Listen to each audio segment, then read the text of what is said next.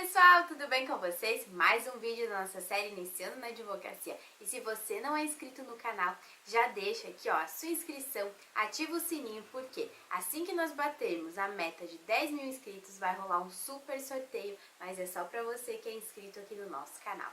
Pessoal, vamos evoluir então a nossa série Iniciando na Advocacia e vamos falar sobre cases. Sim, nós vamos trazer casos concretos, né? Coisas que nós já temos conhecimento, denúncias, processos e vamos analisar aqui no nosso canal. E vamos começar com o nosso primeiro case da nossa série, Iniciando na Advocacia. E eu já quero falar o seguinte, não vou expressar minha opinião pessoal sobre o caso, tá? Vou falar apenas então sobre a questão jurídica, analisando os fatos até o presente momento.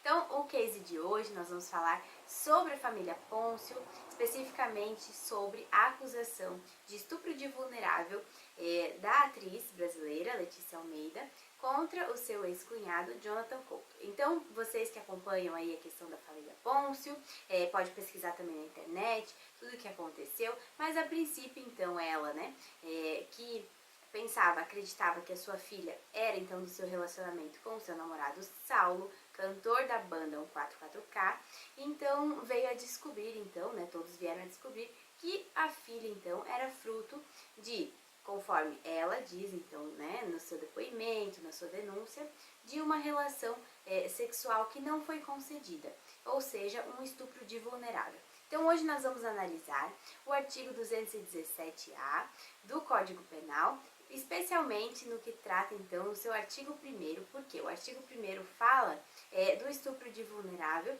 não consentido por alguma razão a mais. Então eu vou deixar aqui, e nesse caso, o que ela fala na denúncia? Que ela utilizou então, né, que ela acabou tomando muito álcool, muito vinho, ele ofereceu muito vinho para ela, né, o Jonathan Couto, então para Letícia Almeida, e acabou então que ela não se recorda o que aconteceu, só sabe então que dias depois ele deu a pílula do dia seguinte para ela, sabendo então que eles teriam esse ato sexual não consentido. Então, a partir dessa denúncia é que nós fazemos então o enquadramento penal. Por quê? Muitas pessoas vão analisar da seguinte maneira: ah, mas ela não é vulnerável, né? Ela não é uma criança, ela não tem a idade, mas aí vai se encaixar então no parágrafo 1º a acusação, tá certo? Outra coisa, pessoal, eu fiz esse questionamento já no nosso Instagram, eu vou deixar aqui embaixo, @mundo_do_direito, para você me seguir lá e ver toda a nossa rotina, né, de advocacia.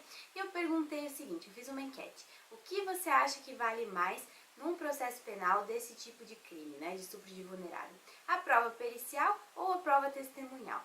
E aí ficou muito dividido, mas na enquete, tá, do Instagram, o que ganhou então foi a prova pericial, o laudo, né, que o laudo teria mais força do que a palavra da vítima. E aí então eu fiz um vídeo lá do Instagram, se você não conferiu, né, já aproveita e se inscreve, mas eu contei o seguinte, que depende muito do momento da acusação. Por quê? Eu já trabalho então com esses tipos de crime, então tenho experiência de crimes sexuais em flagrante e crimes sexuais posteriores, de acusação dias após, meses após, então isso vai depender muito. Por quê? O laudo pericial, pessoal, ele é muito importante se ele é feito na hora, ou seja, se acontece de fato esse tipo de acusação e se consegue então a suposta vítima, e a suposta vítima é encaminhada então ao Instituto de Perícia e é feito então esse laudo pericial no órgão genital. E lá vai ser avaliado então se realmente aconteceu o caso, né? O que aconteceu, se tem fissuras ou não, qual que é o tipo, até o ato libidinoso eles conseguem averiguar se teve alguma tentativa. Então, a partir daí é que você consegue ter a certeza e aí ligar a gente do fato, então você consegue dizer, mas também não consegue garantir que foi o acusado que cometeu aquele tipo de crime. Então fica muito mais fácil de se resolver até o final da lide para o juiz julgar. Agora, nesse tipo de caso da Letícia, o que nós temos? Uma denúncia tardia, ou seja, que não teve então o laudo pericial, então nós não temos como comprovar. Quem vai comprovar então, né, é a palavra da vítima, do acusado, a suposta vítima do acusado das testemunhas que estiveram presentes, né, como ela disse que realmente tinham algumas pessoas, mas que não viram o fato. Então, o que é rebatido nessa tese, mais uma vez, se havia então câmeras de segurança, que aí nós vamos para outros tipos de prova. E aí sim pode ajudar então na versão do acusado, né, de uma suposta inocência ou não. E aí nós entramos então, por isso que a gente não pode precisar o que vale mais, se é o laudo pericial ou a palavra da vítima. Por quê? Hoje, aqui pelo menos em Santa Catarina, né, e isso a gente tem visto acompanhado na STJ, STF, esse tipo de posicionamento, que a palavra da vítima é sim importante, principalmente em denúncias tardias, porque a mulher, principalmente, né, que é vítima desse tipo de estupro, desse tipo de violência sexual, ela é muito desacreditada, e é nisso que Letícia Almeida vem batendo em todas as suas entrevistas, né, o momento que ela pode efetivamente falar na mídia, ela fala que ela, por ser mulher, é muito desacreditada. Então, realmente, de fato, pessoal, durante esses procedimentos, até interrogatório, durante a audiência, a vítima é muito desacreditada nesse tipo de crime. E é colocado o quê? O tipo de roupa, o comportamento dela, que ela pode ter se oferecido ou não, e nós já passamos por esse tipo de tabu, né? As mulheres brasileiras estão vivendo um momento em que isso já não é mais o foco da questão. Por isso que a palavra da vítima tem sido tão aceita ultimamente.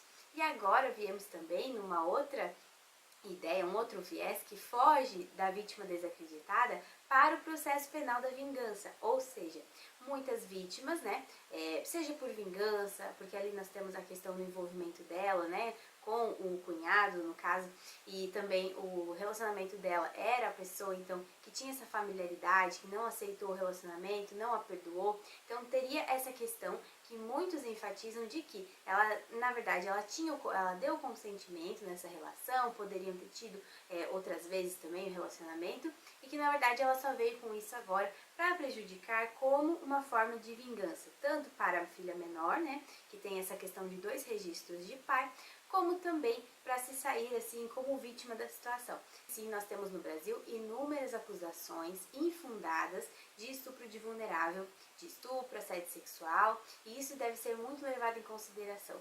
E como é que a gente vai saber então a verdade dos fatos? Principalmente averiguado durante a audiência, porque, querendo ou não, chega na hora da audiência, a gente consegue identificar se a vítima realmente tem traumas, se ela não tem trauma, se ela está fingindo, porque uma história não consegue ser contada inúmeras vezes, de trás para frente, de frente para trás, sem acontecer a mentira, tá certo? Então, isso aí é ao longo do tempo que a gente vai conseguindo, então, identificar. Bom, essa é a minha análise do caso, lembrando que nós temos um fato muito interessante, que é nesses casos de estupro, pelo menos os que eu já tenho trabalhado ou que tenho um certo conhecimento, eu consigo perceber o seguinte sentido.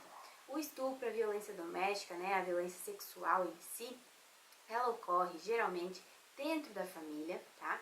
Por familiares próximos, né, como pais, tios, irmãos, cunhados. É nesse sentido que a violência sexual acontece de fato. E o outro tipo de crime seria como aquele parecido com o do maníaco do parque, né? Que são pessoas realmente com problemas mentais, psicopatas, serial killers, que realmente fazem alguma coisa com a vítima em lugares fora de casa, no exterior. Mas a princípio a violência ela ocorre dentro de casa, infelizmente. Essa foi a nossa análise, então, do case de hoje. Espero que vocês tenham gostado. Se você quer que eu analise juridicamente algum caso, deixe seu comentário aqui embaixo e eu te espero no próximo vídeo.